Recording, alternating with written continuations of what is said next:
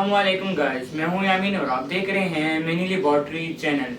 आज की वीडियो में हम लोग बनाएंगे एक स्मार्ट अलार्म जो कि किसी भी गैर बंदे को घुसने से आपको बता देगा। तो आप देख रहे होंगे कि मेरे हाथ में कैन क्यूब है, तो इस कैन को भी हम लोग उसी में इस्तेमाल करेंगे और आपको देखेंगे कि इसका कितना अहम किरदार है सिक्योरिटी गार्ड अलार्म में।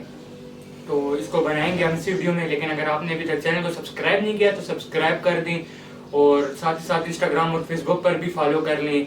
और एक और आपसे रिक्वेस्ट है कि बेल आइकन भी साथ प्रेस किया करें ताकि आपको हर वीडियो की नोटिफिकेशन जल्द से जल्द मिल सके।